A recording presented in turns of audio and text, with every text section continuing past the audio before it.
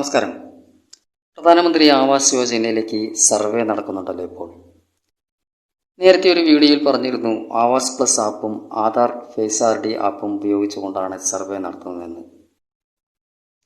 ഒരുപാട് പേർ കമൻറ്റിലൂടെ ചോദിക്കുന്നുണ്ടായിരുന്നു ഇപ്പോൾ പുതിയ ആപ്ലിക്കേഷൻ കൊടുക്കാൻ പറ്റുമോ എന്ന്.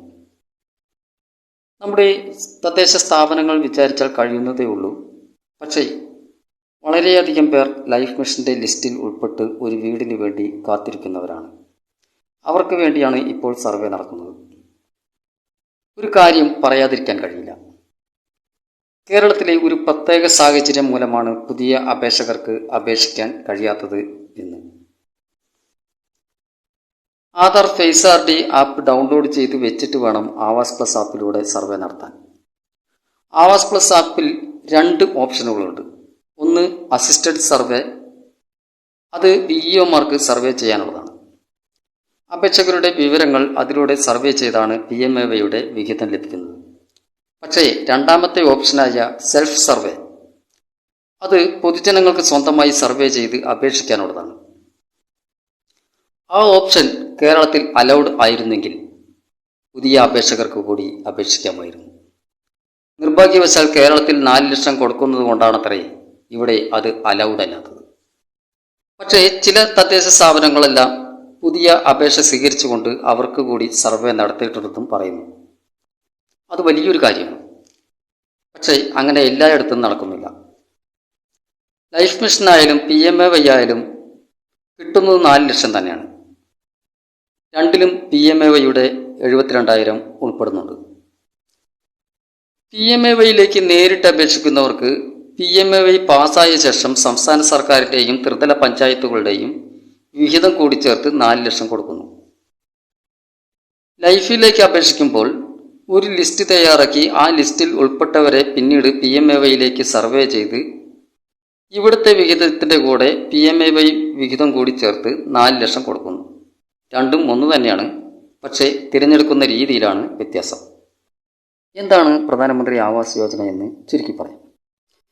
കേന്ദ്ര ഗ്രാമവികസന മന്ത്രാലയം നടപ്പിലാക്കി വരുന്ന കേന്ദ്ര സർക്കാരിൻ്റെ ഒരു പ്രധാനപ്പെട്ട പദ്ധതിയാണ് പ്രധാനമന്ത്രി ആവാസ് യോജന. എല്ലാവർക്കും വീട് എന്ന ലക്ഷ്യത്തോടെ ആരംഭിച്ച ഈ ഭവന പദ്ധതി 2016 ഏപ്രിൽ 1 ആരംഭിച്ചത്. ഭവനരഹിതരായ കുടുംബങ്ങൾക്കും കുടിലുകളിലും തകർന്ന വീടുകളിലും താമസിക്കുന്ന കുടുംബങ്ങൾക്കും അടിസ്ഥാന സൗകര്യങ്ങളോടെ ഒരു വീട്, അതാണ് പ്രധാനമന്ത്രി ആവാസ് യോജനയിലൂടെ സാധ്യമാകുന്നത്. കേന്ദ്ര സർക്കാരിൻ്റെ വിഹിതത്തോടൊപ്പം സംസ്ഥാന സർക്കാരിൻ്റെയും ത്രിതല പഞ്ചായത്തുകളുടെയും വിഹിതവും ചേർത്താണ് വീടിനുള്ള തുക അനുവദിക്കുന്നത്. ഇനി ലൈഫ് പദ്ധതി എന്താണെന്ന് നോക്കാം.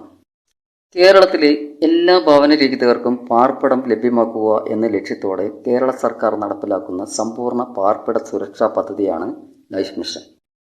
നിലവിൽ നടപ്പിലാക്കിക്കൊണ്ടിരിക്കുന്ന മറ്റു ഭവന പദ്ധതികളെ സംയോജിപ്പിച്ച് ലൈഫ് മിഷന്റെ കീഴിൽ കൊണ്ടുവന്നാണ് പദ്ധതി നടപ്പാക്കുന്നത്.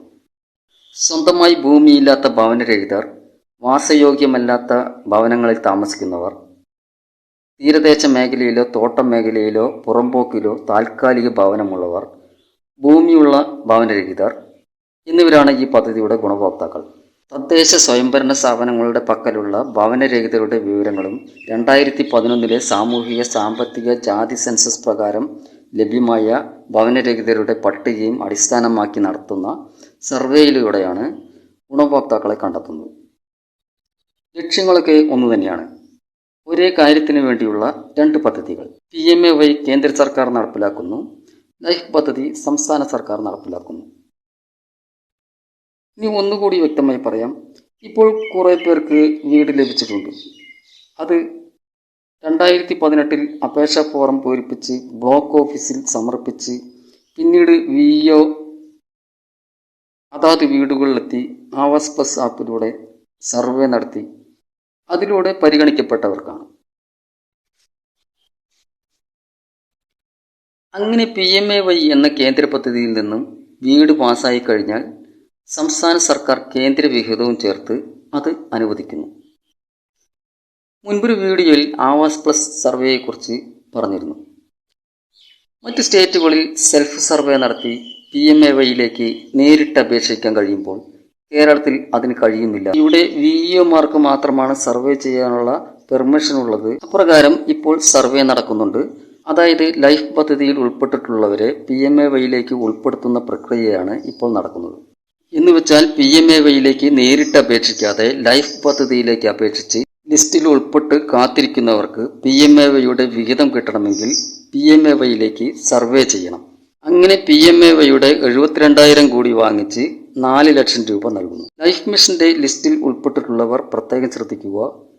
VEO വീട് സന്ദർശിച്ച് സർവേ നടത്തിയിട്ടുണ്ടോ എന്ന് ഉറപ്പുവരുത്തണം.